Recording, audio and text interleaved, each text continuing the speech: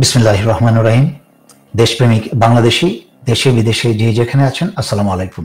এই যে একটা বিপ্লব ঘটে গেল, বাংলাদেশে একটা সরকার গঠিত হলো, আমরা তেমন একটা কিছু দৃশ্যমান এখনো দেখতে পাচ্ছি না, যার ফলে জনমনে সন্দেহ কিন্তু বেড়েই চলেছে।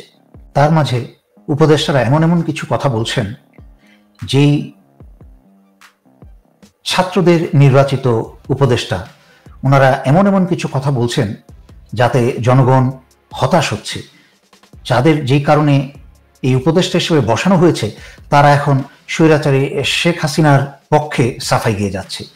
চলুন আমরা দেখি তার দুই একটা ভিডিও। আপনি আসবেন, একটা আপনার দেশ আসেন না কেন, নাগরিকত্ব তো কারোর যায়নি। নাগরিক 21 বছর প্রধানমন্ত্রী তো করেছেন, আপনি স্বেচ্ছায় চলে গেছেন, কেউ যেতে বলে নাই, আপনি স্বেচ্ছায় গেছেন। আপনি ভালো থাকেন, আবার আসেন। আমরা সবাই আপনাকে শ্রদ্ধা করি না, অশ্রদ্ধা করছি না। আওয়ামী লীগ একটি বড় রাজনৈতিক দল।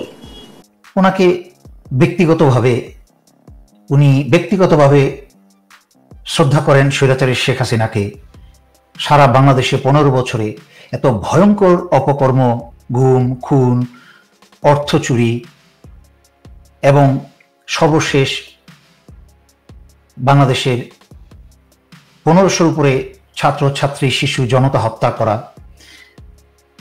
এরপরেও আপনি ব্যক্তিগতভাবে শ্রদ্ধা করেন, বুঝলাম, কিন্তু আপনাদেরকে তো এখানে ব্যক্তিগত কথা বলার জন্য এখানে বসানো হয়নি। একটা বিপ্লবের মাধ্যমে স্বৈরাচারকে অপসারণ করানো হয়েছে এবং আপনাদেরকে এখানে বসানো হয়েছে এই বিপ্লবী ছাত্র জনতার তাদের ইচ্ছার প্রতিফলন, তাদের ইচ্ছার কথা বলার এবং তাদের ইচ্ছার কাজটা করার। কিন্তু আপনারা এখানে বসে সেই স্বৈরাচারী খুনি হাসিনাকে দেশে আসতে বলছেন। আমার মাথায় আসে না কি করে বলেন। এবং আরেকটা ভিডিও দেখি আমরা। আপনি দেখেছেন আমাদের অ্যাটর্নি জেনারেল অফিস থেকে যখন আওয়ামী লীগকে নিষিদ্ধ করা একটা দাবি উঠেছে হাইকোর্টে, সে অফিস থেকে এটার প্রতিবাদ করা হয়েছে, এটা বিপক্ষে দাঁড়িয়েছে। ব্যক্তিগতভাবে আমি মনে করি কোনো রাজনৈতিক দলকে নিষিদ্ধ করার পক্ষে আমি না, আনলেস আপনার যদি একটু সুশক্তভাবে জঙ্গি তৎপরতা, রাষ্ট্রবিরোধী তৎপরতা, কোট আন কোটে যে বিভিন্ন পলিটিক্যাল পার্টির রেটরিক হিসাবে ইউজ করে, সেটা না। সত্যিকার অর্থে সেরকম থাকলে তাও প্রচণ্ড সততার সাথে তদন্ত করে দেখে। আমি অবাক হয়ে গেলাম ওনার এই কথাটা শুনে, যে ডক্টর আসিফ নজরুল ঢাকা বিশ্ববিদ্যালয়ের আইনের শিক্ষক, ওনার কাছ থেকে আমি এই ধরনের কথা আশা করি নাই। শুধু তাই নয়, এই যে এতটা বছর ওনার কত কথা শুনলাম দেশের স্বাধীনতা নিয়ে, গণতন্ত্র নিয়ে, কিন্তু ওনার কথার মাঝখানে কিন্তু এটার কোনো প্রতিফলন পেলাম না। ওনার বুঝলাম না উপদেষ্টার চেয়ারে বসেই ওনাদের কোন জাদু লাগলো যে ওনারা এখন আওয়ামী লীগের পক্ষে কথা বলতে শুরু করলেন। উনি বললেন আওয়ামী লীগকে বাতিল করার মতো উনি কিছু দেখছেন না, ওনার এটা ব্যক্তিগত মতামত। উনিও কিন্তু ব্যক্তিগত মতামত দিচ্ছেন, অথচ ওনাদেরকে এখানে বসানো হয়েছে সেই বিশ্বাসে যে বিপ্লবী ছাত্র জনতা এবং সামগ্রিকভাবে বাংলাদেশের মানুষের কথা বলবে এবং তাদের ইচ্ছার প্রতিফলনে কাজ করবে। কিন্তু ওনারা এখানে ব্যক্তিগত মতামত দুজনেই দিলেন। উনি আইনের ছাত্র, তো ওনাকে আমি শুধু সামান্য একটা উদাহরণ দিই। আইনের শিক্ষক, ওনাকে আইনের ছাত্র ছিলেন, সেখান থেকে শিক্ষক। তো ওনাকে আমি একটা সাধারণ উদাহরণ দিই, কেন আওয়ামী লীগকে বাতিল করা যাবে না? হিটলারের নাজি পার্টিও তো একটা ঐতিহ্যবাহী দল ছিল, সেই 1920 সাল থেকে 1945 সাল পর্যন্ত। এবং হিটলারের এই নাজি বাহিনী, যে ন্যাশনাল সোশ্যালিস্ট পার্টি, এই নাজি বাহিনীর সংক্ষেপে সবাই জানতো হিটলারিজম হিসাবে। তাদের নীতি ছিল, তাদের মতাদর্শ ছিল হিটলারিজম বা হিটলার ফ্যাসিজম। এবং তাদের মতাদর্শের মাঝখানে সবচেয়ে যেটা ছিল কাল্ট অফ ভায়োলেন্স, মানে সন্ত্রাস নীতি। আর কি ছিল? অ্যান্টাইসেমিটিজম, মানে ইহুদি বিরোধী। তা শেষ পর্যন্ত 1945 সালে হিটলারের পতনের পরে, নাজির পতনের পরে, এই নুরেমবার্গ ট্রায়ালের মাধ্যমে এই নাজি বাহিনীর সমস্ত টপ লিডারদের বিচার করা হয়, তারপরে এই নাজি বাহিনীটাকে বাতিল করা হয়। শুধু তাই নয়, ইউরোপের বেশিরভাগ দেশেই কিন্তু ওই নাজির লোগোটা পর্যন্ত ব্যবহার করা নিষিদ্ধ। তাহলে একটু হিসাব করে মিলিয়ে দেখুন তো, নাজির সাথে হাসিনার এবং আওয়ামী লীগের সম্পর্কটা কি? Same thing. এই যে ডক্টর আসিফ নজরুলের কথা মতো ঐতিহ্যবাহী দল, কিসের ঐতিহ্য? সেই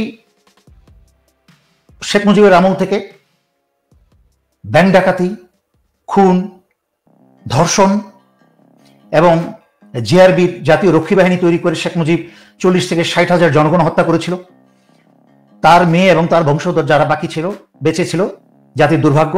এই স্বৈরাচারী শেখ হাসিনা গত 15 বছরে আমি তো তার সমস্ত কুকর্মের তালিকা দিতে গেলে ঘন্টাতেও শেষ হবে না। তাই যেহেতু অনুষ্ঠানটা ছোট রাখতে চাচ্ছি আমার কথা, তাই বড় বড় জিনিসগুলো দেখেন।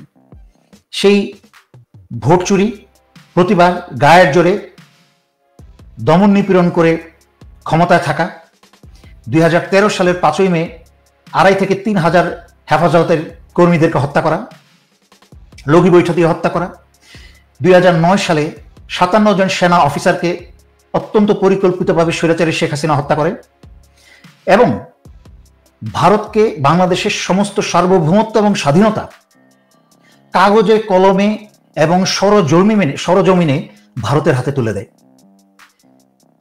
ভারতের বাংলাদেশের আনাচে কানাচে অবৈধ ভারতীয় সমস্ত কর্মী বাংলাদেশিদের চাকরি দখল করে নিয়ে বাংলাদেশ থেকে $100 বিলিয়ন এত বছর প্রতি বছরে নিয়ে গেছে এবং সর্বশেষে 1,500 ছাত্রছাত্রী শিশু জনতা হত্যা করেছে, গণহত্যা। 40,000-এর মতো আহত, 20,000-এর মতো অন্ধ। ডক্টর আসিফ নজরুলের এখনো আইনি শিক্ষাতে ওনার চোখে পড়ে না যে এরপরে ওনার আরো কারণ লাগবে যে কেন আওয়ামী লীগকে বাতিল করতে হবে।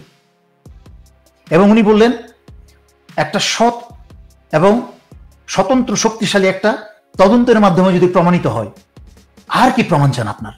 এবং আপনাকে তো বসানোই হয়েছে ওই কাজগুলো করার জন্য। আপনি কার কাছে সৎ এবং স্বতন্ত্র একটা তদন্তের জন্য? তদন্ত তো আপনিই করবেন। তাহলে কি বাতিল নিচে অন্ধকার? আপনাদেরকে বসানো হলো কি স্বৈরাচারী হাসিনার গীত গাইতে, তাদের পক্ষে কথা বলতে?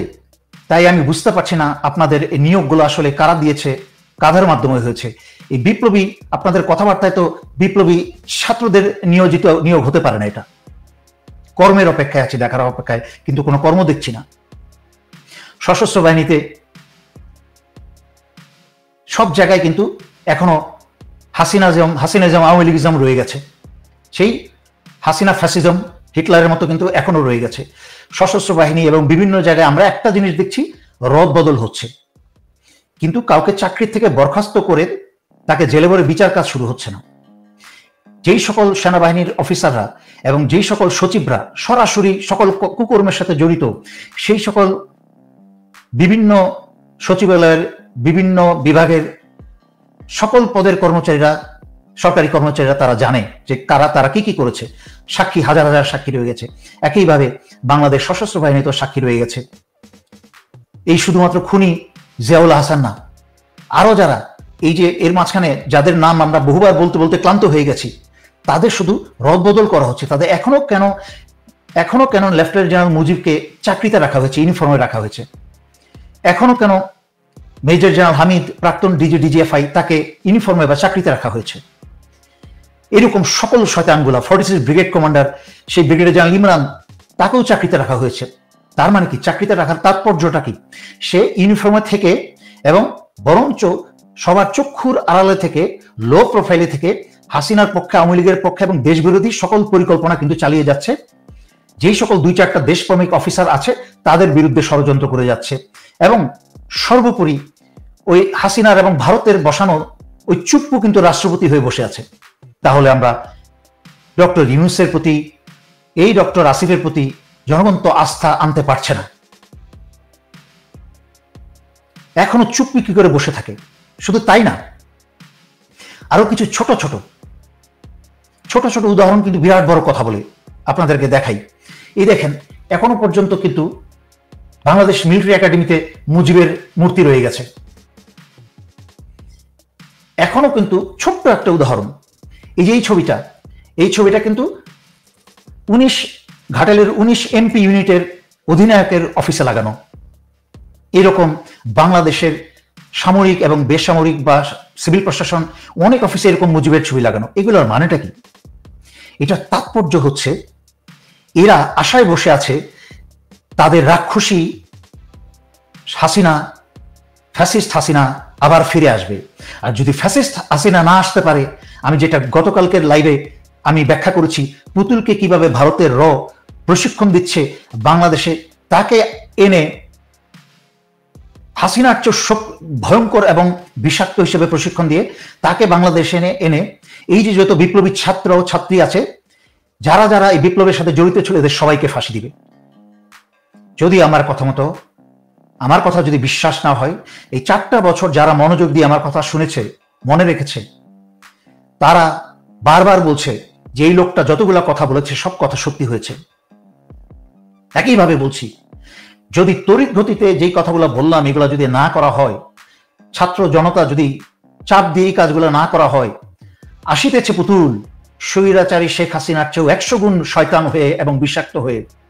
এই ছাত্র নেতা সমন্বয়কারী কাউকে ছাড়বে না। লিখে রাখেন, আপনারা তো ভুলে যান কি 75-এর ফাঁসি কি 76-এ হয়ে গেছে, 80-তে হয়ে গেছে? হয় নাই। মানুষ যখন ভুলে গেছে, মানুষ যখন মেজর ডালিমদের মতো বীরদের ভুলে গেছে, তাদের অবদান দ্বিতীয় স্বাধীনতায় ভুলে গেছে, তারপরে এসে স্বৈরাচারী হাসিনা ফাঁসি দিয়েছে। এটাও একটু নোট করে রাখেন দিন তারিখ সহকারে। যেইভাবে চলছে ছাত্র নেতারা, যেইভাবে ছাত্র নেতাদের তারা মনে করছে নিয়ন্ত্রণে আছে, নিয়ন্ত্রণের বাইরে চলে গেছে। কারণ ছাত্র নেতাদের, তারা পড়াশোনা করা ছাত্র, তাদের দেশ চালানোর জ্ঞান নাই। সেনাবাহিনীর অফিসার কাকে সরাতে হবে, কাকে বসাতে হবে, সেই জ্ঞান তো বহু দূরে, শূন্য জ্ঞান। ডক্টর মোহাম্মদ ইউনূসেরও সেই জ্ঞান নাই, সেনাবাহিনী অফিসার কাকে বসাতে হবে, কাকে সরাতে হবে, কারোরই নেই। অবসরপ্রাপ্ত মেজর জেনারেল হাফিজকে বসানো হয়েছে উপদেষ্টা হিসেবে। ওনার সম্পর্কে জানি, উনি যতটুকু একটু পশ মানুষ, একটু স্টাইল মাইল করে চলেন, একটু এসিতে বসেন, বাট ওনার সেই স্ট্রেট ফোর্সফুল কমান্ড অ্যাবিলিটি নাই যে ধামধুম করে এসে সবকিছু করে ফেলবে, চেঞ্জ করবে। আমাদের হচ্ছে সেই ধরনের বিপ্লবী ছাত্ররা যেরকম ছিল, এইসব জায়গায় এইসব বিপ্লবী অফিসার লাগবে যাদের ভিতরে সেই ধরনের হ্যাডম আছে। কিন্তু এখনো পর্যন্ত সেই ধরনের হ্যাডমল অফিসার দেখছি না। এখনো দেখছি এই হাসিনার বন্দনাকারী, হাসিনার সমস্ত বেনিফিশিয়ারি অতীতের, তাদেরকে বিভিন্ন জায়গায় বসানো হচ্ছে। সুতরাং ভয়ঙ্কর অশনির সংকেত কিন্তু আমি দেখতে পাচ্ছি। ছাত্র নেতাদের আমি মেসেজ পাঠাচ্ছি, তাদেরকে আমি অডিও পাঠাচ্ছি, সবাই এত ব্যস্ত। আসিফ আর নাহিদের তো সময়ই নাই। আমি তো আগেও ব্যাখ্যা করেছি, তারা 3-4টা মিনিস্ট্রি নিয়ে বসেছে। যাদের পড়াশোনা করতে করতে হুঁশ ছিল না, ওনারা এখন মিনিস্ট্রি নিয়ে বসে গেছেন। কিন্তু বুঝতে পারছে না যে এই কাজগুলা করার জন্য তারা যেই কাজে ভালো, যে মাইলের উপরে, বাড়ির উপরে, তাদের সেই কাজটা কন্টিনিউ করা উচিত ছিল। কিন্তু তারা এমন জায়গায় বসেছে যাদের বিপ্লবী শক্তিটাকেই নষ্ট করে দিয়েছে। ইচ্ছাকৃতভাবে সেখানে বসানো হয়েছে যে তাদের বিপ্লবী শক্তিটা নষ্ট হয়ে যায়। সার্জিস আছে বাইরে, কিন্তু একটা মানুষের পক্ষে, 2-4টা মানুষের পক্ষে কতটুকু সম্ভব? এইরকম বাইরে কিন্তু উল্লেখযোগ্য আর কাউকে দেখা যাচ্ছে না। হ্যাঁ, সার্জিসের সাথে যোগাযোগ হচ্ছে, কিন্তু বন্যায় ত্রাণ বিতরণে ব্যস্ত। কিন্তু বন্যার ত্রাণ বিতরণে সেনাবাহিনী করছে এবং অন্যান্যরা করছে, দেশবাসী করছে। ছাত্র নেতা যারা আছে তাদেরকে বলবো, এরকম একটা ভয়ঙ্কর রকম সময়ে যেই উপদেষ্টা মন্ডলী তোমরা বসিয়েছ, বা যারাই বসিয়েছে, যুক্তরাষ্ট্রের এনজিও, যেটা এনজিও উপদেষ্টা যাদেরকে বসিয়েছে, এখানে কাজ করার মতো, সত্যি কথা বলতে, যে ধুমধাম কাজ করবে আমি একটা লোকও দেখছি না। মানে হ্যাডামলা কাউকে দেখছি না। এই যে কত উদাহরণ দেবো, উদাহরণ তো শেষ নাই। লেফটেন্যান্ট জেনারেল আকবর এই প্রাক্তন বিচারপতি সিনহাকে যে বের করেছে, দেশ থেকে বের করেছে, সে কি এখনো কোনো অপরাধ নাই যে করে নাই? শুধু একটা উদাহরণ দিচ্ছি। সেই 2014 সালের বিএনপি যখন রাস্তাঘাট ব্লক করেছিল, সীতাকুণ্ডের থেকে বিএনপি নেতাদেরকে সে তুলে এনে হত্যা করে তাদেরকে আখড়ার এখানে রেল লাইনের উপরে ফেলে দিয়ে তাদেরকে আত্মহত্যার নাটক করেছে। এরা আর কি করে নাই? এই প্রাক্তন হাসিনার আমলের সকল ডিজিএফআই, এই আয়নাঘরের 1 নাম্বার ক্রিমিনাল, তাদেরকে চাকরি থেকে বরখাস্ত করে জেলে নেওয়ার জন্য আর কি কারণ লাগতে পারে? তাদের নিজস্ব বিল্ডিং এর মাঝখানে আয়নাঘর ছিল, তাদের সচক্ষে, তাদের নির্দেশে গুম, খুন সবকিছু হয়েছে। সুতরাং justice delayed is justice denied. আইনের মানুষ, আইনের শিক্ষক ঢাকা বিশ্ববিদ্যালয়ের ডক্টর আসিফ নজরুল কে বলছি, আপনি তো আইনের শিক্ষক, অনেক ছাত্র বানিয়েছেন। Justice delayed is justice denied. You are denying the justice by delaying it, by delaying the process. Not only that, আপনি আবার উল্টা আওয়ামী লীগের সাফাই গাইছেন, যা সম্পূর্ণ এই বিপ্লবী চেতনা বিরোধী কথাবার্তা। দয়া করে ছাত্ররা তোমরা সচেতন হও, জনগণরা আপনারা সচেতন হন। আনন্দ করার, খুশি করার, বিজয় গান গাওয়ার সময় এখন নয়। ভয়ঙ্কর শয়তানের ছায়া কিন্তু এখনো কাটে নাই, চারিদিকে প্রতি কর্নারে কর্নারে। তাই হুঁশিয়ার,